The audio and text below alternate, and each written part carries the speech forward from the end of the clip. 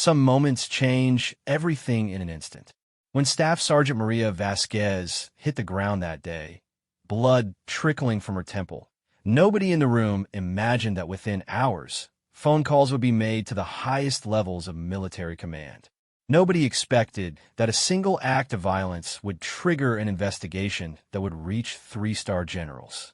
And nobody could have predicted that by sunset, an entire military unit would cease to exist. This is the true story of how one woman's courage in the face of brutality brought down a system that had protected the wrong people for far too long. The morning sun cast long shadows across Fort Braxton's training grounds as Staff Sergeant Maria Vasquez adjusted her gear for what she believed would be another routine day. At 28, Maria had spent 6 years climbing the ranks in the Army's Logistics Division, earning respect through hard work and an unwavering commitment to excellence. Her fellow soldiers knew her as someone who never backed down from a challenge, whether it was mastering new equipment or standing up for what was right.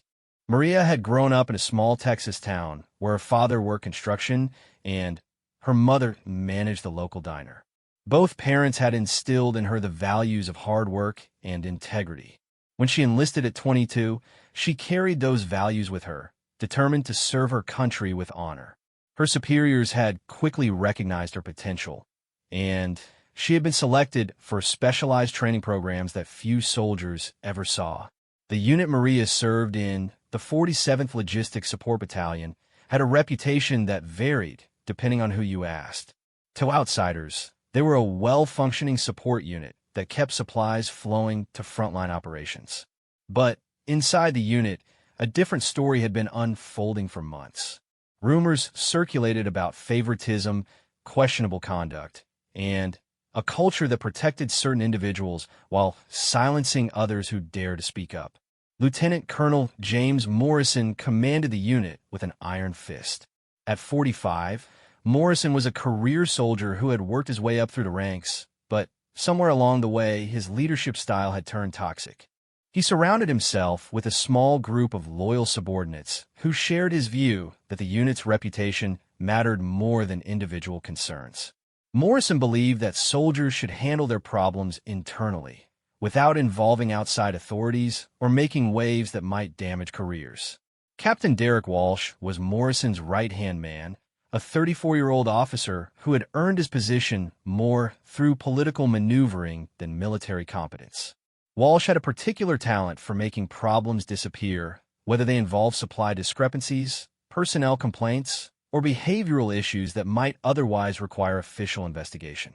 Under his watch, incident reports had a way of getting lost, and soldiers who complained often found themselves transferred to less desirable assignments. The toxic culture had been building for over a year, but it reached a critical point when Maria began documenting irregularities in supply shipments.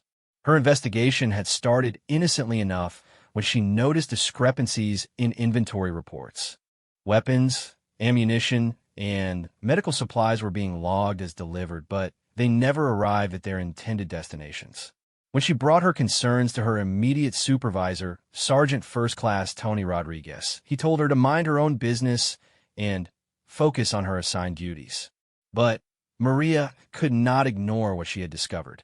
The missing supplies could mean the difference between life and death for soldiers in the field. She spent her off-duty hours carefully documenting patterns, cross-referencing shipping manifests with delivery confirmations, and building a case that pointed to systematic theft and corruption within the supply chain. Her investigation revealed that certain high-value items were being diverted to unauthorized locations, likely for illegal sale on the black market. As Maria dug deeper, she began to understand that the corruption extended beyond simple theft.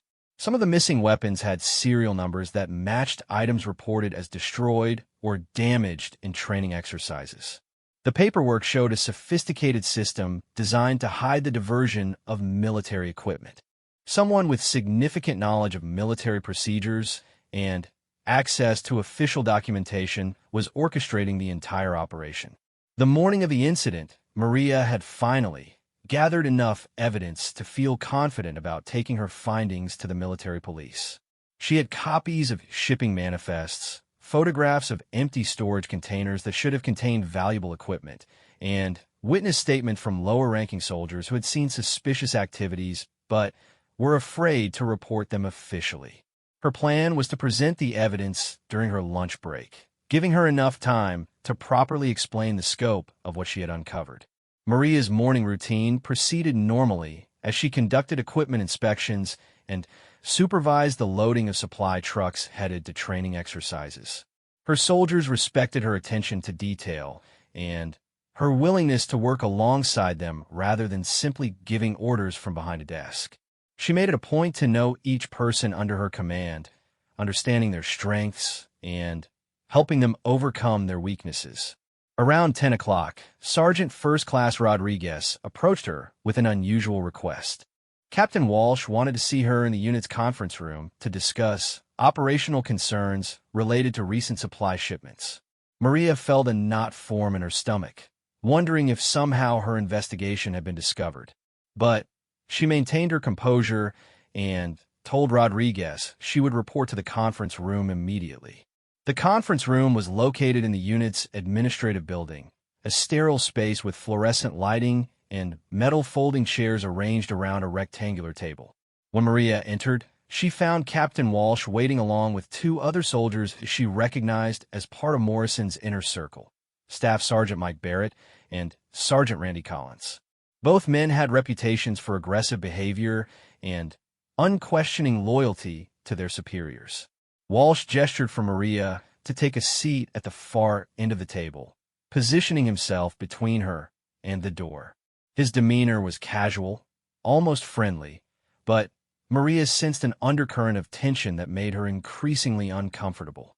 He began by asking about her recent work assignments and whether she had noticed anything unusual in the supply operations.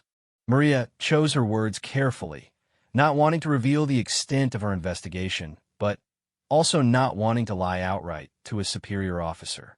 She mentioned that she had noticed some minor discrepancies in paperwork and had been working to resolve them through proper channels. Walsh nodded thoughtfully, as if her answer confirmed something he already suspected. The conversation took a more pointed turn when Walsh asked specifically about her interactions with soldiers from other units and whether anyone had asked her unusual questions about supply procedures. Maria began to realize that her investigation might not have been as secret as she had hoped. Someone had been watching her, monitoring her activities, and reporting back to Walsh. Barrett and Collins remained silent throughout the initial questioning, but their presence created an atmosphere of intimidation that grew more oppressive as the meeting continued. Maria found herself fighting the urge to glance toward the door, reminding herself that she had done nothing wrong and had no reason to feel trapped or threatened. Walsh's tone became more aggressive as he pressed her for details about her recent activities. He demanded to know if she had been making copies of official documents or taking photographs of unit operations. When Maria asked why such questions were relevant to her duties, Walsh's expression hardened, and he reminded her that questioning a superior officer's authority could result in disciplinary action. The turning point came when Walsh directly accused Maria of gathering information to undermine unit operations and potentially compromise national security. He claimed that her activities constituted a breach of military protocol and could be grounds for court-martial proceedings. Maria realized that she was being set up, that the meeting was not a routine inquiry, but rather an attempt to intimidate her into silence.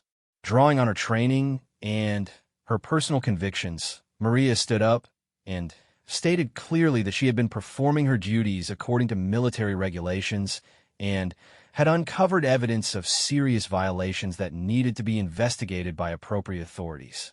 She explained that she had documented proof of missing supplies and irregular procedures that posed a threat to operational readiness. Walsh's reaction was immediate and violent. He stood up abruptly, his chair falling backward, and began shouting about insubordination and disloyalty. Maria maintained her position, refusing to be intimidated by his aggressive behavior. She calmly stated that she intended to report her findings through proper channels and that no amount of intimidation would change her decision to do what was right. The situation escalated when Barrett moved to block the door while Collins positioned himself behind Maria's chair. Walsh continued his verbal assault, accusing her of being a traitor who was willing to destroy the careers of fellow soldiers for her own advancement. Maria realized that she was facing something far more serious than a routine disciplinary meeting. When Maria attempted to leave the room, stating that she had duties to perform and would discuss the matter further only in the presence of a witness or superior officer, Walsh grabbed her arm and forced her back toward her chair. The physical contact crossed a clear line, and Maria firmly told him to remove his hands and allow her to leave. Barrett and Collins closed in, creating a circle around Maria that made it clear she was not free to go. Walsh continued his accusations, now claiming that Maria's investigation threatened ongoing military operations and that her actions bordered on espionage. The charges were absurd, but the serious tone in which they were delivered made it clear that these men were prepared to go to extreme lengths to silence her. Maria's military training had taught her to assess threats and respond appropriately. She recognized that the situation had moved beyond intimidation into the realm of physical danger.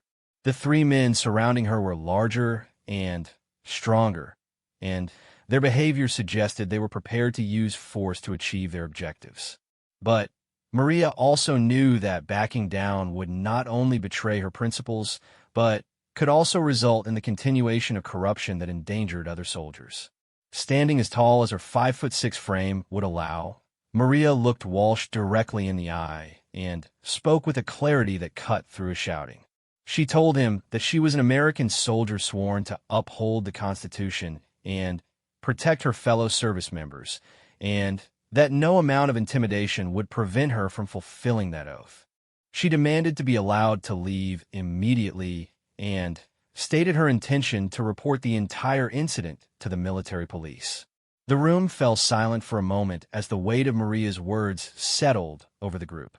Walsh's face flushed red with anger and what appeared to be genuine fear about the implications of her threat. Barrett and Collins looked to their superior for guidance, clearly unsure about how far they were authorized to go in preventing Maria from leaving. The silence was broken when Walsh began speaking in a low, menacing voice about the consequences of betraying one's unit and the unfortunate accidents that sometimes befell soldiers who could not be trusted to maintain operational security. His words were carefully chosen to avoid explicit threats while making his meaning unmistakably clear. Maria felt her heart racing, but her voice remained steady as she responded that threatening a fellow soldier was a court-martial offense, and that she was not intimidated by veiled threats or attempts at coercion. She took a step toward the door, testing whether the man would actually use physical force to prevent her departure. Barrett moved to block her path more directly, and when Maria attempted to go around him, Collins grabbed her shoulder and shoved her back toward the center of the room.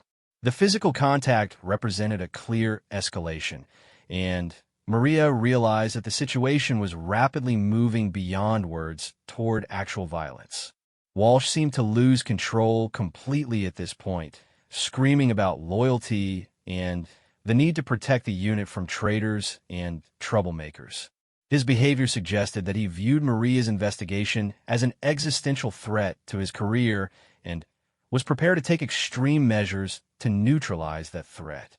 The moment that would change everything came when Maria made one final attempt to reach the door. As she moved forward, Walsh lashed out with his foot in a violent kick that caught her in the side of the head with devastating force. The impact sent her sprawling across the floor, her vision blurring as pain exploded through her skull. Maria hit the linoleum floor hard, her head striking the base of the metal table as she fell. Blood began to pool beneath her as she struggled to maintain consciousness, the room spinning around her as the three men stood over her motionless form. In that moment, Walsh had crossed a line that would trigger a chain of events none of them could have anticipated. As Maria lay on the floor, fighting to stay conscious, she could hear the men discussing what to do next. Their voices seemed to come from far away, but she could make out enough to understand that they were debating whether to call for medical help or try to handle the situation themselves. The irony was not lost on her that the men who had just assaulted her were now concerned about the consequences of their actions. Through sheer force of will, Maria managed to remain conscious long enough to see Barrett pull out his cell phone and make a call. She could not hear the entire conversation, but she caught fragments about an incident and the need for immediate assistance. What none of the men in that room realized was that their actions had just set in motion a series of events that would reach the highest levels of military command and result in consequences far beyond anything they could imagine. The emergency response that followed Maria's assault began with a single phone call that would ultimately unravel everything. When Barrett contacted the unit's medical officer, Corporal Jennifer Hayes, he described the incident as an accidental fall during a training exercise.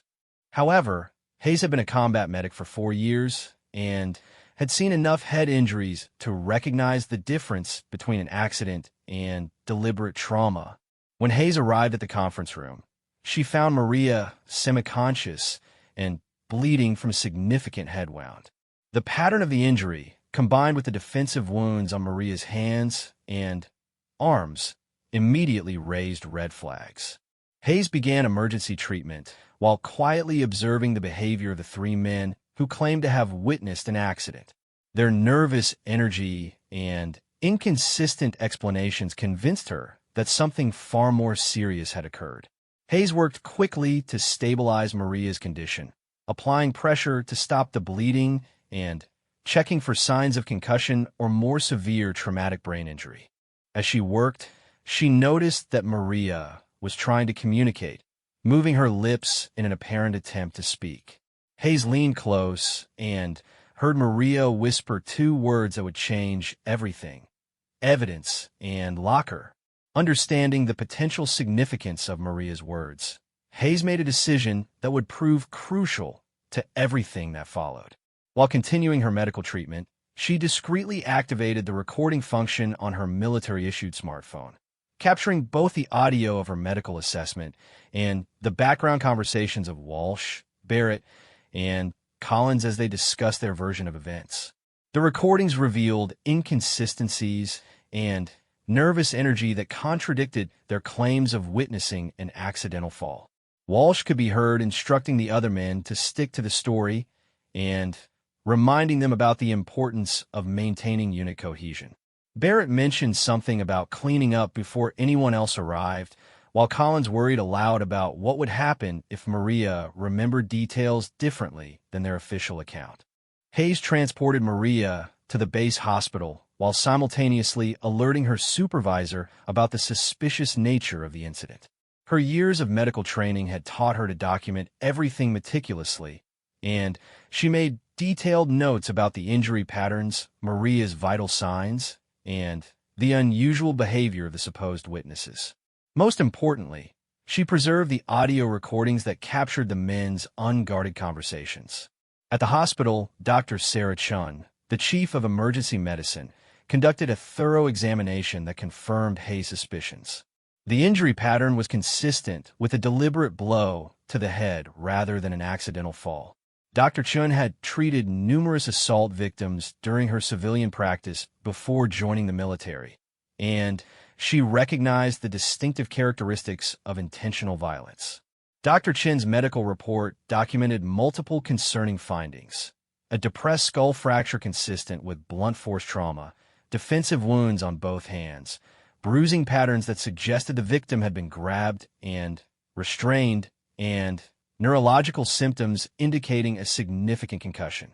The medical evidence painted a clear picture of an assault, not an accident. While Maria received treatment, Dr. Chun made the decision that would set the investigation in motion. Military protocol required her to report suspected assault cases to the military police, but her experience had taught her that serious incidents involving officer misconduct needed immediate attention from higher authorities. She contacted Colonel Patricia Williams, the base's deputy commander, directly. Colonel Williams had built her career on integrity and had zero tolerance for misconduct within the ranks. When she received Dr. Chen's call describing the medical evidence and the suspicious circumstances surrounding the incident, she immediately recognized the potential for a major scandal.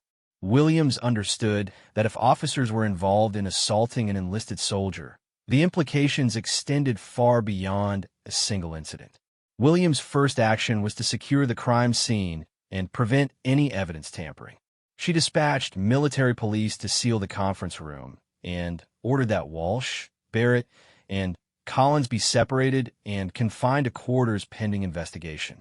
Her quick response would prove crucial in preserving physical evidence that might otherwise have been destroyed. The investigation took an unexpected turn when Williams ordered a search of Maria's workspace and living quarters to better understand what might have motivated the assault. Maria's supervisor had mentioned her recent concerns about supply discrepancies, and Williams suspected there might be a connection between those concerns and the violent attack. The search revealed Maria's meticulously documented evidence of corruption within the supply chain.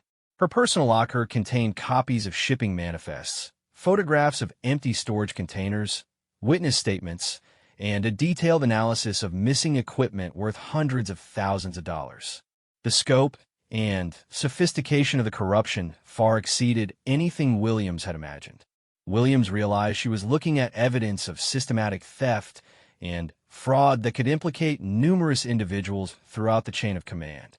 The missing equipment included weapons, ammunition, medical supplies, and communications equipment that could pose serious security risks if it had fallen into the wrong hands. This was no longer just an assault case, but a potential national security incident.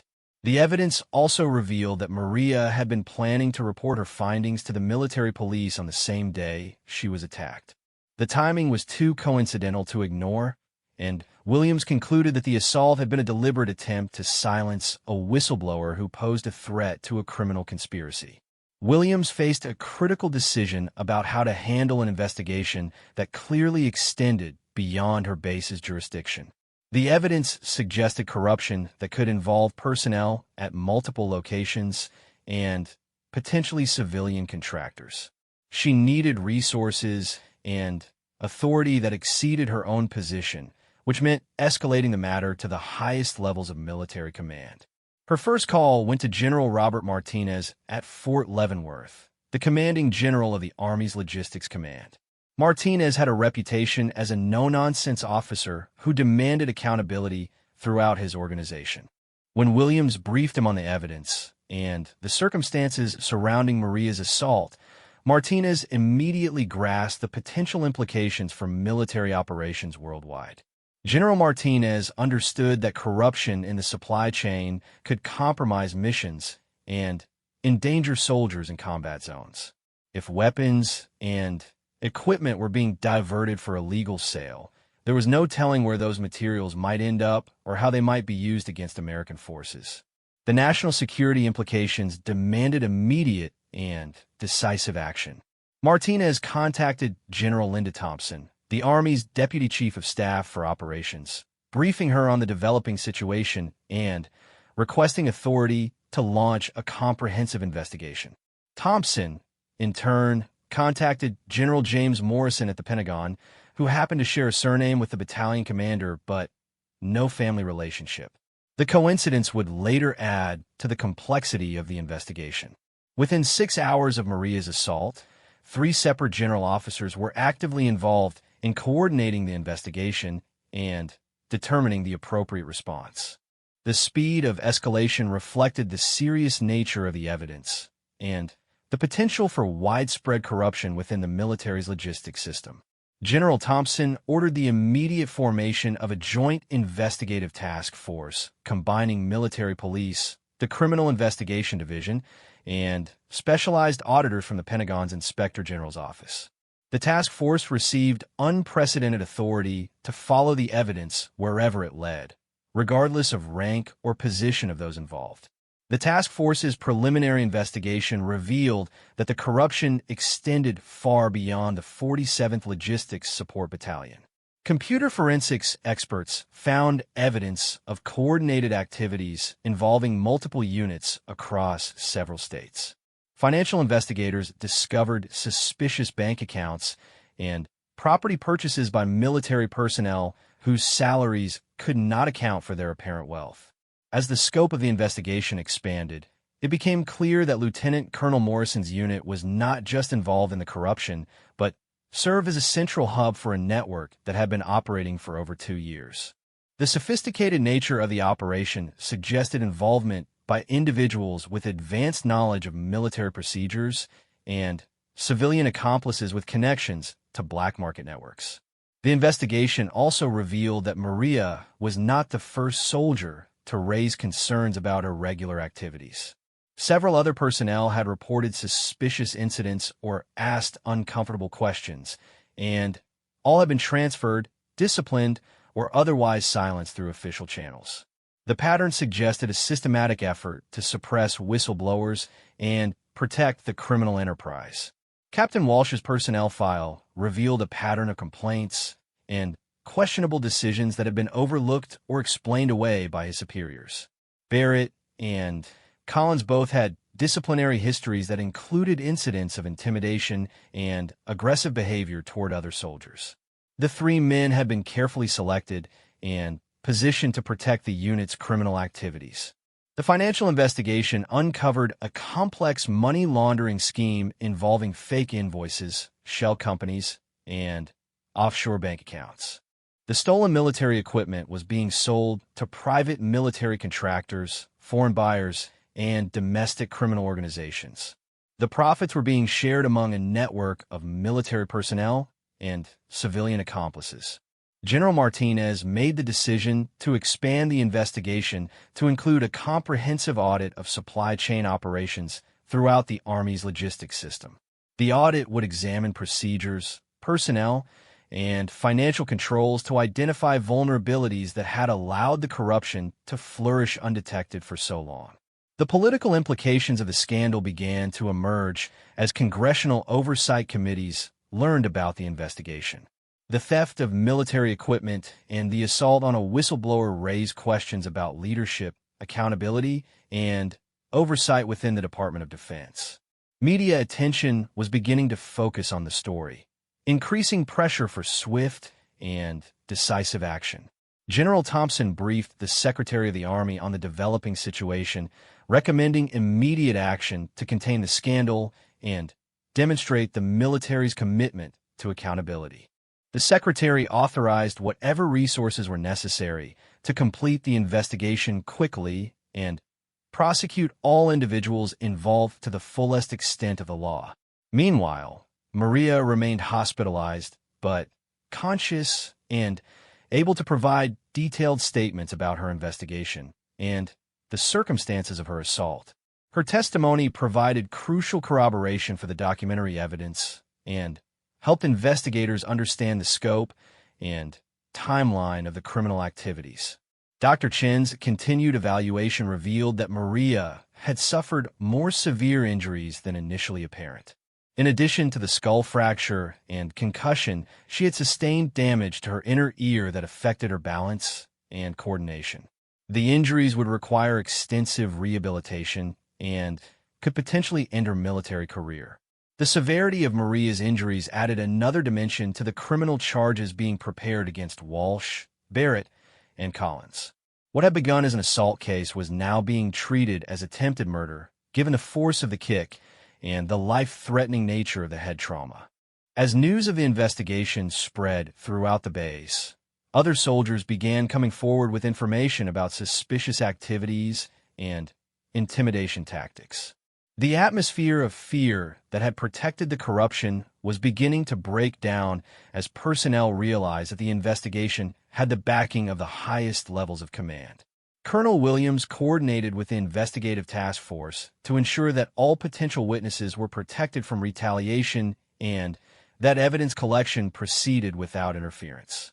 The base was essentially under investigative lockdown, with all personnel movements monitored and communication surveilled to prevent the destruction of evidence or coordination of cover-up activities. The investigation had reached a critical juncture where the evidence clearly supported criminal charges against multiple individuals and civil action to recover stolen property and damages. The three generals overseeing the case faced decisions about how to proceed with prosecutions while maintaining military discipline and public confidence in the Army's integrity. The decision to shut down the 47th Logistics Support Battalion came during an emergency meeting at the Pentagon involving the three generals who had taken control of the investigation. General Martinez, General Thompson, and General Morrison met in a secure conference room where they reviewed the mounting evidence and considered their options for containing what had become a massive scandal threatening the integrity of the entire military logistics system. The evidence presented by the investigative task force painted a picture of corruption so extensive that it fundamentally compromised the unit's ability to function. Over 2 years, approximately $12 million worth of military equipment had been stolen and sold through the criminal network.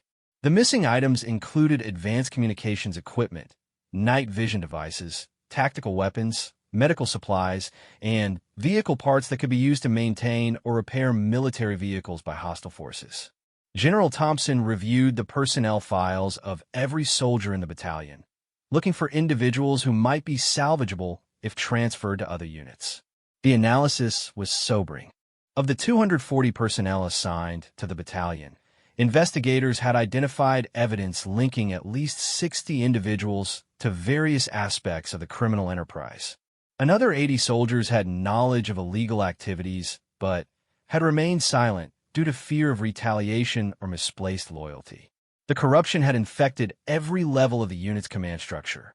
Lieutenant Colonel Morrison himself was found to have received over $200,000 in payments from the criminal network, money that had been carefully laundered through investments, property purchases, and gambling activities designed to obscure its origin.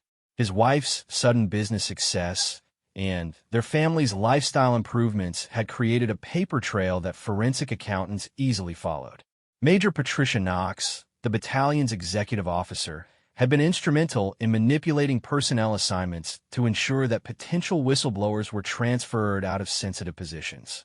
Her computer files revealed a systematic effort to identify soldiers who asked too many questions or showed too much interest in supply chain irregularities. These soldiers were flagged for transfer, disciplinary action, or assignment to duties that limited their access to sensitive information. The investigation revealed that Captain Walsh had been recruited into the criminal network shortly after his assignment to the battalion. His role involved identifying high-value shipments that could be diverted without immediately triggering security concerns. He had developed sophisticated methods for altering shipping documents and creating false paper trails that made stolen equipment appear to have been legitimately transferred or destroyed. Staff Sergeant Barrett and Sergeant Collins were part of an enforcement arm that intimidated potential witnesses and physically secured stolen equipment during transport operations. Their military police training had given them skills in surveillance and intimidation that they used to maintain operational security for the criminal network. Both men had been involved in at least 6 previous incidents where soldiers had been threatened or assaulted for asking questions about irregular activities.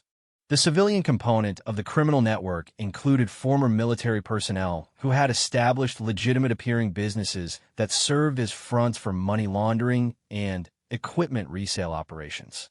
These businesses held valid government contracts and maintained facilities that allowed stolen military equipment to be reprocessed and sold to overseas buyers or domestic criminal organizations.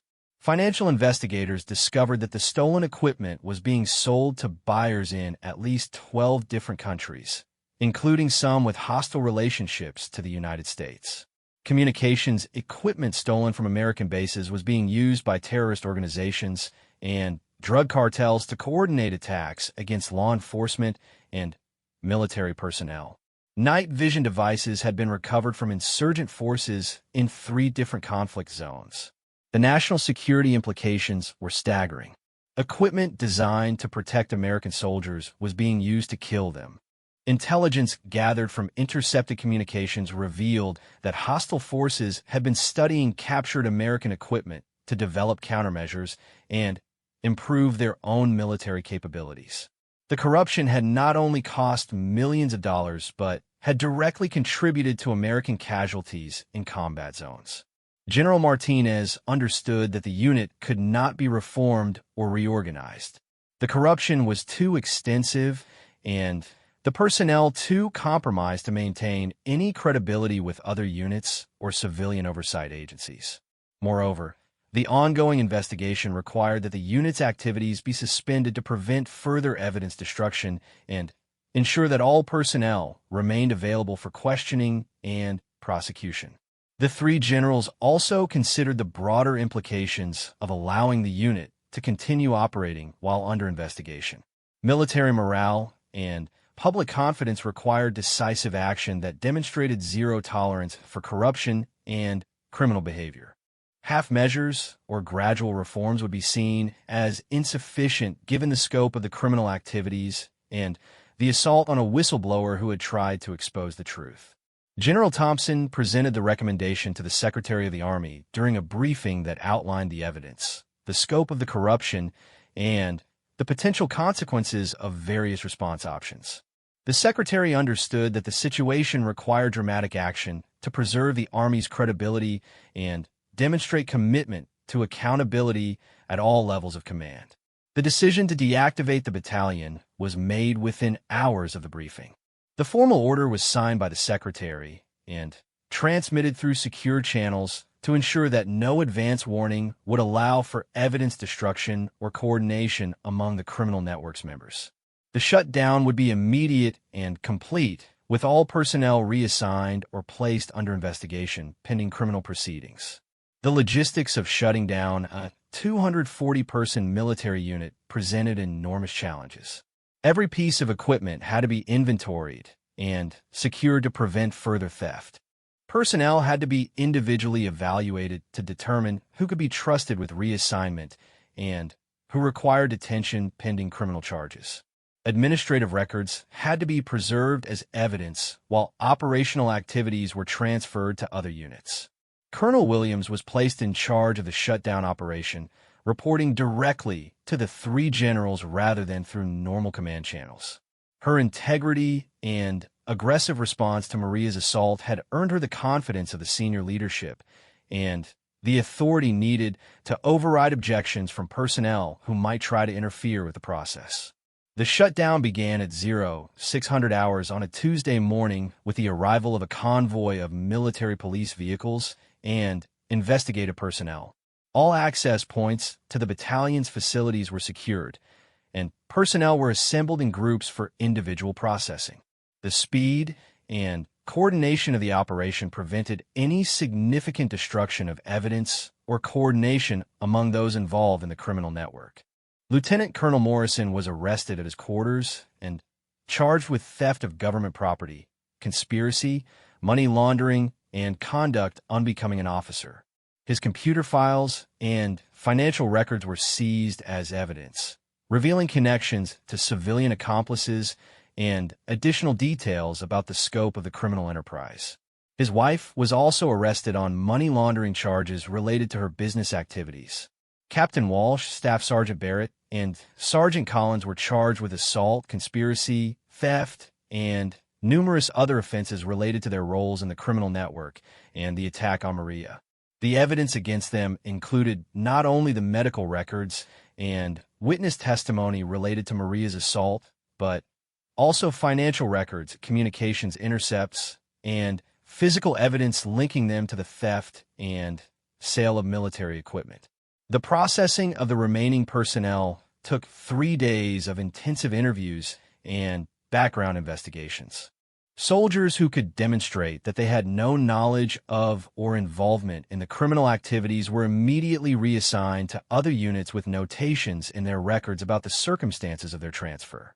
Those with questionable involvement were placed on administrative leave pending further investigation. The most difficult cases involved soldiers who had knowledge of criminal activities but had remained silent due to fear or misplaced loyalty. These personnel faced potential disciplinary action and criminal charges, but investigators also recognized that the atmosphere of intimidation within the unit had made it extremely difficult for individuals to report illegal activities without facing retaliation. Maria's condition had improved enough for her to provide detailed testimony about the events leading to her assault and the evidence she had gathered about the criminal network. Her statements corroborated the physical evidence and provided crucial insights into the methods used by the criminal organization to maintain operational security and silence potential witnesses. The investigation revealed that Maria's assault had been planned in advance after Walsh learned about her investigation through surveillance of her computer activities and reports from informants within the unit. The meeting in the conference room had been arranged specifically to intimidate her into silence, with violence authorized if intimidation proved insufficient. The evidence also showed that Walsh had contacted civilian accomplices immediately after Maria's assault to warn them that the criminal network might be compromised. This warning had prompted attempts to destroy evidence and launder remaining proceeds from illegal sales, activities that were detected and monitored by federal investigators who had been brought into the case. The financial investigation expanded to include examination of bank accounts, property purchases, and business activities by all personnel associated with the battalion. The forensic accounting revealed a sophisticated money laundering operation that had moved millions of dollars through legitimate appearing transactions designed to obscure the criminal origins of the funds. Property seizures began as investigators identified assets purchased with proceeds from the criminal enterprise. Homes, vehicles, boats, and business investments were frozen pending criminal proceedings, and civil forfeiture actions were initiated to recover property purchased with stolen government funds. The expansion of the investigation revealed connections to criminal networks operating at other military installations. The 47th Logistics Support Battalion had not been an isolated case, but part of a broader pattern of corruption that exploited vulnerabilities in the military supply chain management systems. Additional units at 3 other installations were placed under investigation as evidence emerged of coordinated criminal activities involving personnel transfers, shared civilian contacts, and similar methods of equipment theft and financial laundering. The scope of the corruption threatened to become one of the largest military criminal cases in decades. Media attention intensified as details of the investigation began to emerge through official statements and investigative reporting. The story of Maria's assault and the subsequent shutdown of an entire military unit captured public attention and raised questions about oversight and accountability within the Department of Defense. Congressional oversight committees announced hearings to examine the circumstances that allowed such extensive corruption to develop and persist within the military logistics system. Members of Congress demanded answers about supervision, internal controls, and the effectiveness of existing mechanisms for preventing and detecting criminal activities within the armed forces. Public pressure mounted for comprehensive reforms to prevent similar incidents in the future. Veterans organizations and military family groups expressed outrage about the theft of equipment intended to protect soldiers in combat zones and demanded accountability for all individuals involved in the criminal network. The Pentagon's response emphasized the seriousness of the charges and the military's commitment to prosecuting all individuals involved to the fullest extent of the law. Officials stressed that the swift action taken to shut down the unit and arrest those responsible demonstrated the effectiveness of military justice systems when criminal activities were discovered. General Martinez announced the formation of a special task force to review supply chain procedures throughout the Army's logistics system and recommend reforms to prevent similar criminal activities in the future. The task force would examine personnel screening, financial controls, oversight mechanisms, and whistleblower protection procedures to identify areas needing improvement.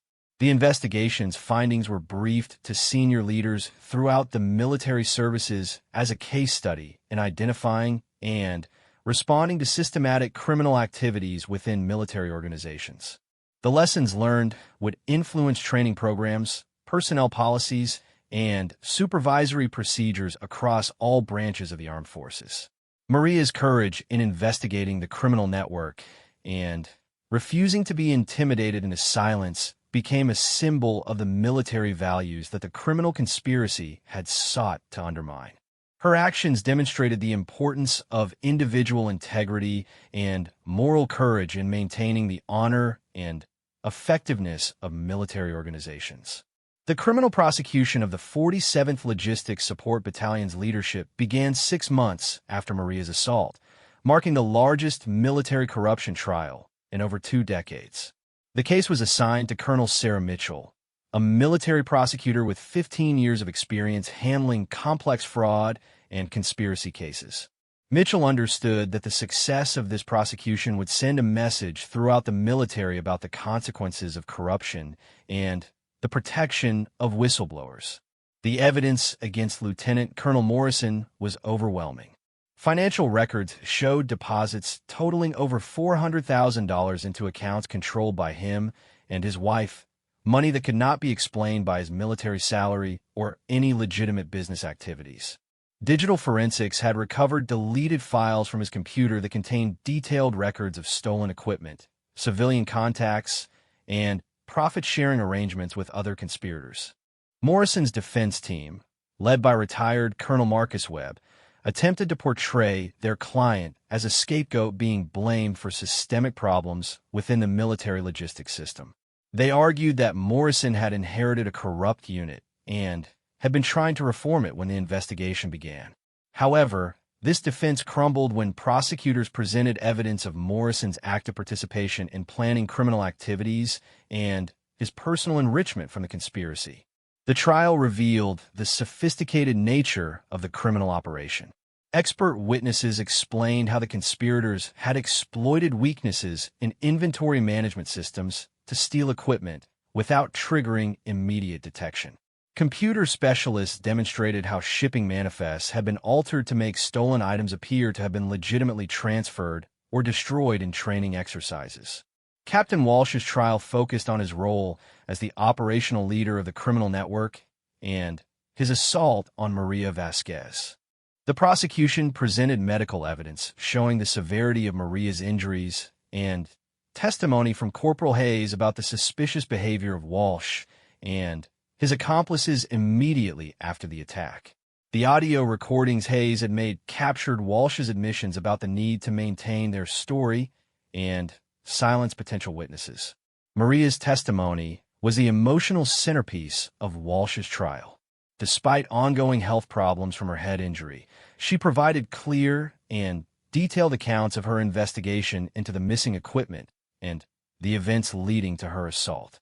Her calm professionalism and obvious integrity made a powerful impression on the military jury, contrasting sharply with Walsh's defensive and evasive responses to cross-examination.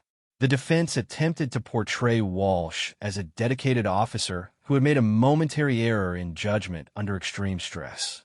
However, prosecutors presented evidence of Walsh's extensive involvement in the criminal conspiracy, including financial records showing payments of over $150,000 and communications with civilian accomplices discussing the sale of stolen equipment.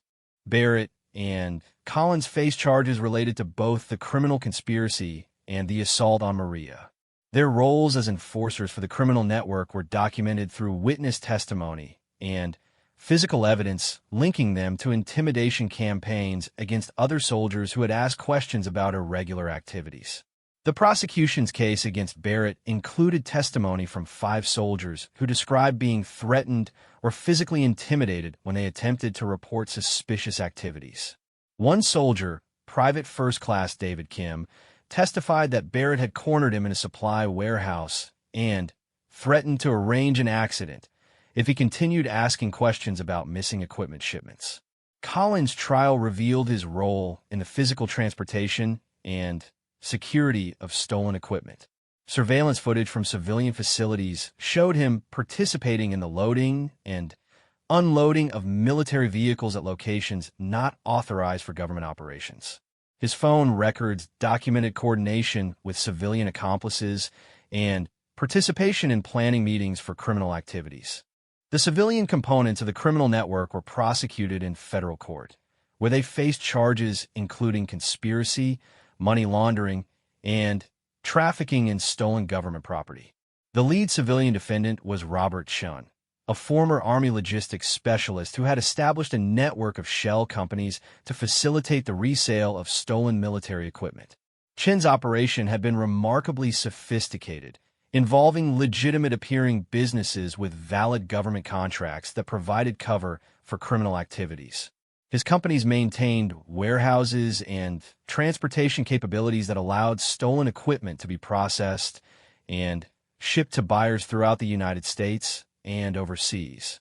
Federal investigators had traced stolen American military equipment to buyers in 17 different countries, including several with hostile relationships to the United States. Night vision devices stolen from Fort Braxton were recovered from insurgent forces in Afghanistan who had been using them to conduct attacks against American troops. Communications equipment had been found in drug cartel operations in Mexico and Colombia. The international implications of the case prompted involvement by the State Department and intelligence agencies concerned about the security risks posed by American military technology in hostile hands. Diplomatic efforts were undertaken to recover stolen equipment and identify foreign buyers who might have acquired American military technology through the criminal network. The financial investigation revealed that the criminal conspiracy had generated over $15 million in illegal profits over 3 years of operation. The sophisticated money laundering scheme had moved these proceeds through legitimate-appearing investments, property purchases, and business activities designed to obscure their criminal origins. Asset forfeiture proceedings began against all property purchased with proceeds from the criminal enterprise. The government seized 17 residential properties, 32 vehicles, 6 boats, and numerous business investments linked to the conspiracy. The total value of seized assets exceeded $8 million, making it one of the largest military-related forfeiture cases in history. Maria's recovery from her injuries became a parallel story of courage and determination. The head trauma had caused permanent damage to her inner ear, affecting her balance and coordination. She faced months of physical therapy and rehabilitation with no guarantee that she would ever fully recover her previous capabilities. Despite her injuries, Maria refused medical retirement and fought to remain on active duty.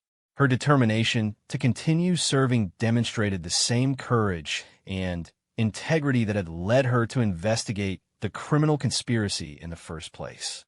The Army accommodated her limitations by assigning her to administrative duties that did not require physical demands beyond her capabilities. Dr. Chen's continued treatment and evaluation documented the long-term effects of Maria's injuries.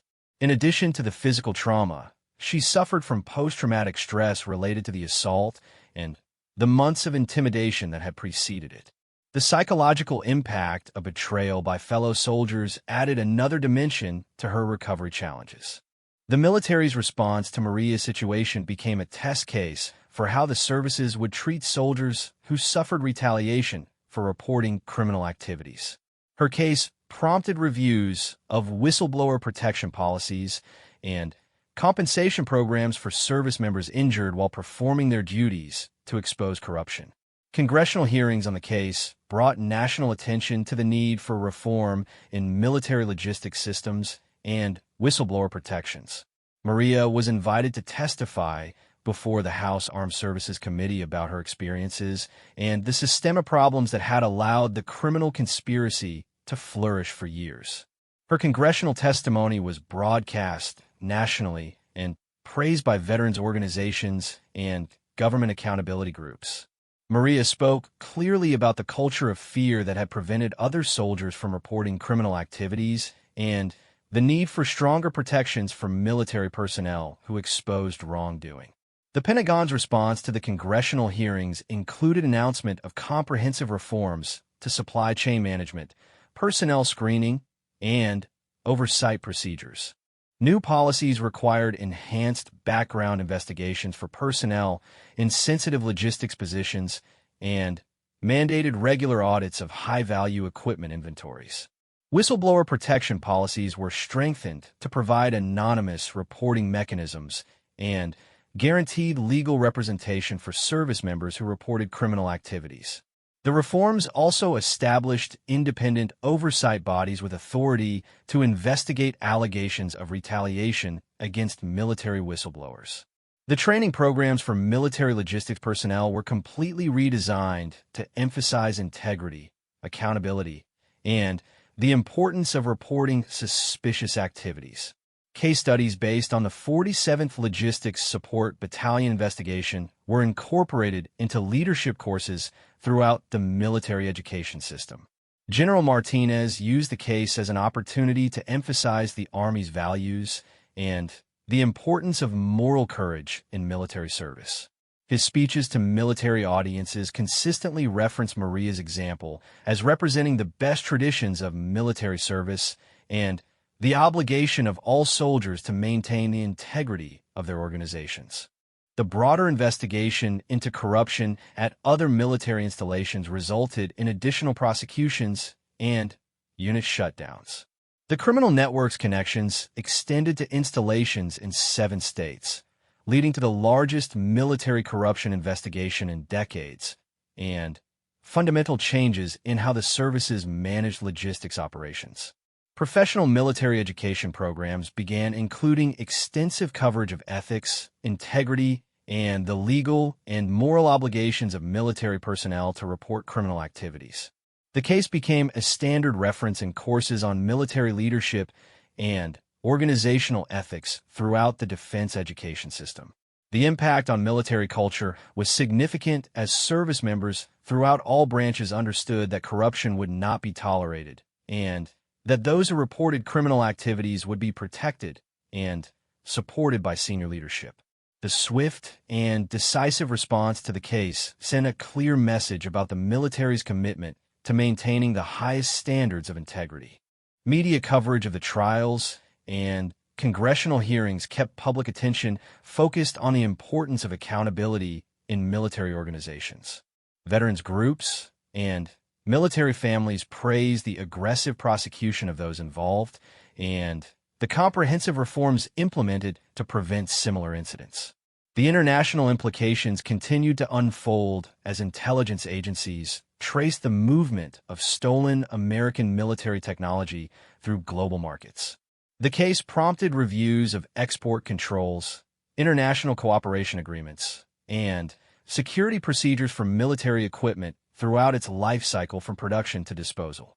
Academic institutions began using the case as a teaching tool in courses on organizational behavior, ethics, and crisis management.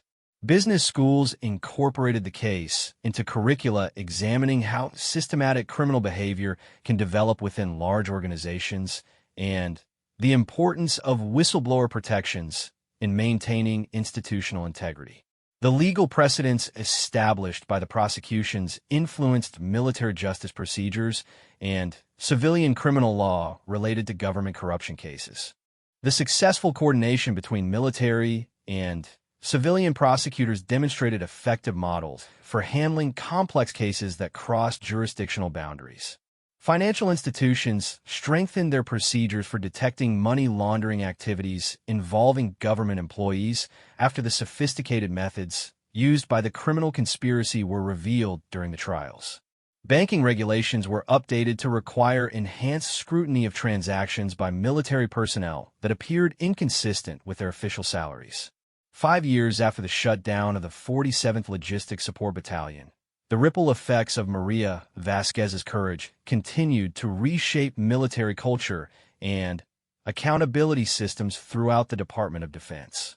The criminal trials had concluded with convictions for all major defendants, but the lasting impact of the case extended far beyond the courtroom victories. Lieutenant Colonel Morrison received a sentence of 25 years in federal prison and forfeiture of all military benefits. His conviction on charges of conspiracy, theft of government property, money laundering, and conduct unbecoming an officer effectively ended any possibility of appeal or early release. The severity of his sentence reflected both the scope of the criminal conspiracy and his position of trust as a commanding officer. Captain Walsh was sentenced to 18 years for his role in the conspiracy and the assault on Maria.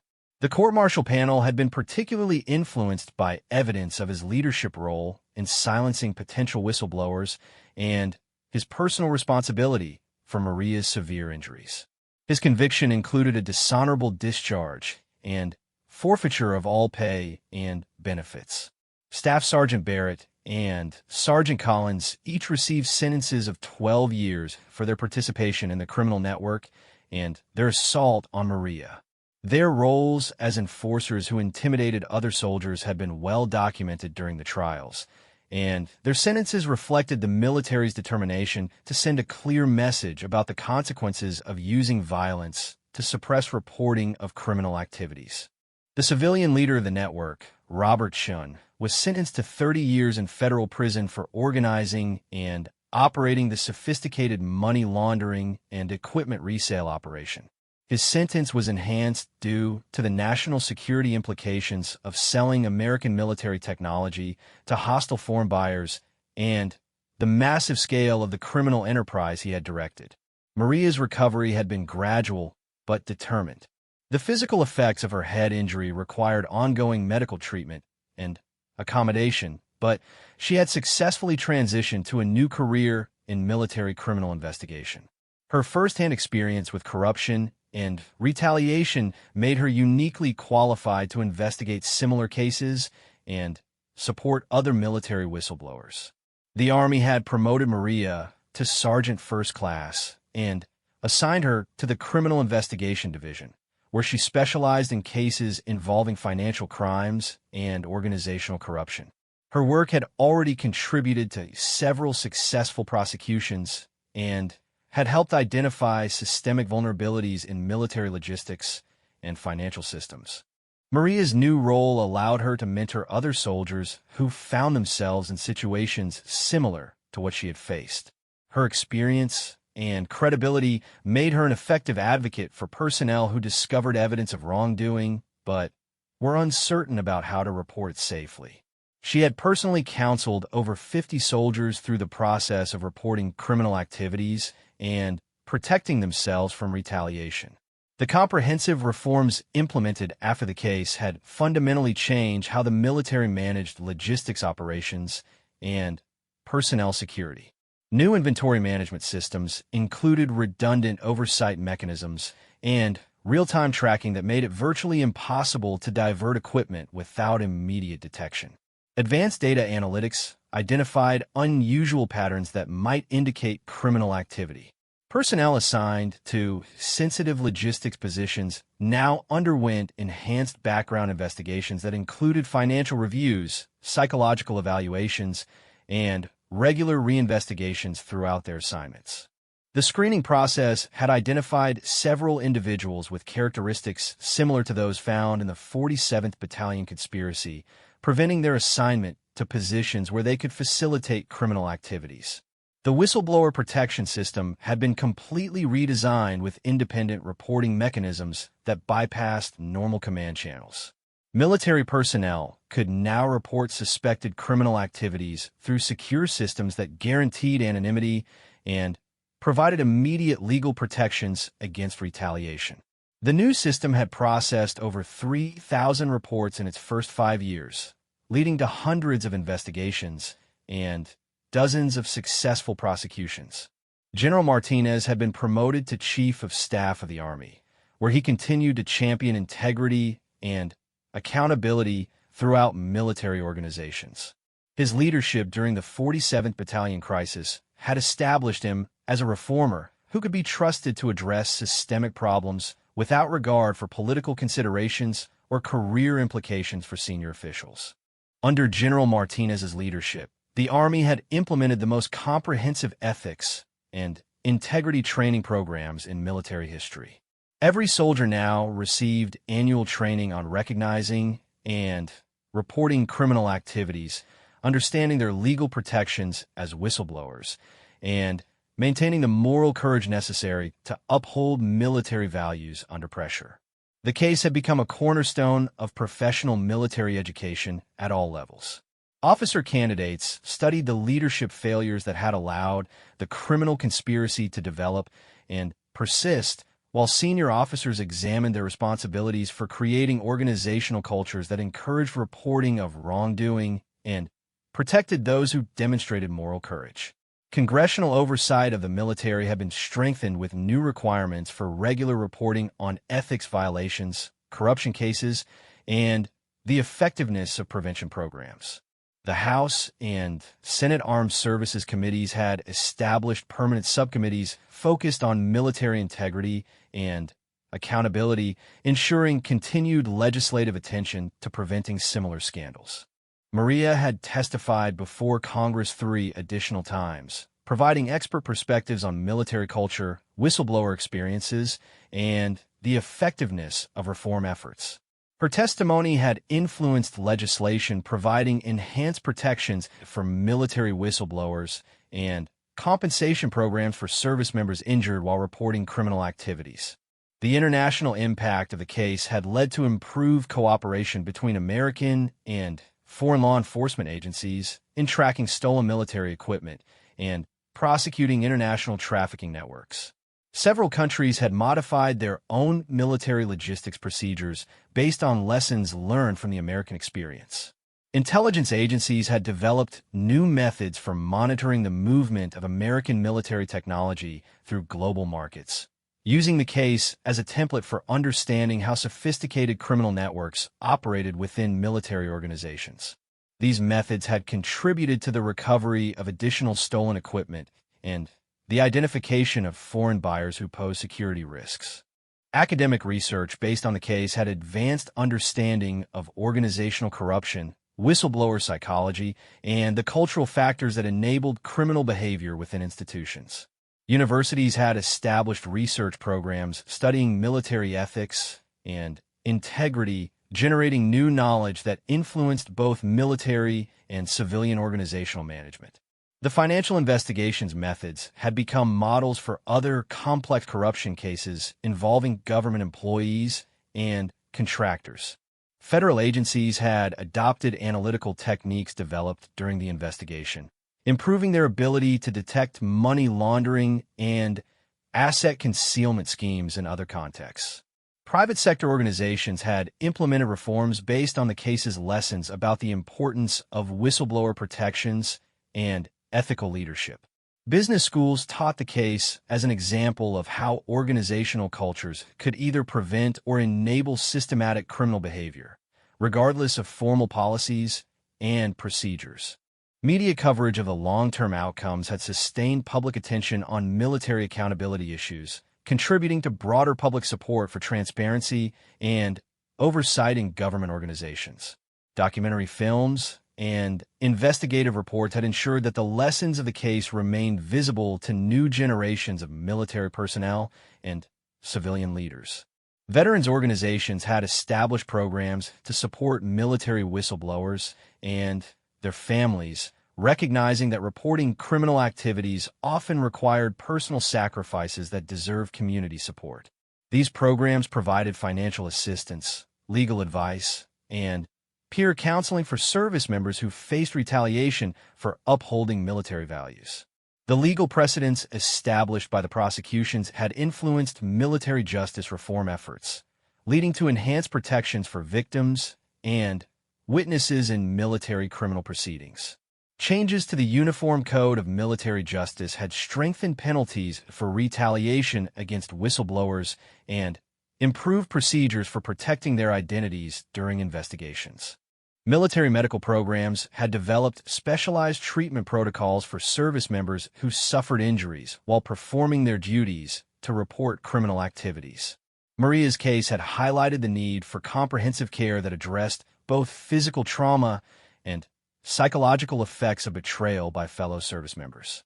The technological innovations developed for the new inventory management systems had been adopted by civilian organizations seeking to improve their own security and accountability procedures. companies managing valuable assets had implemented similar tracking and analytical systems to prevent internal theft and fraud.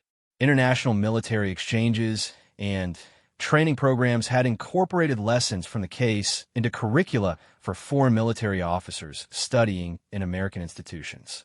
The case served as an example of how military organizations could maintain integrity through strong leadership, effective oversight, and protection of personnel who reported wrongdoing.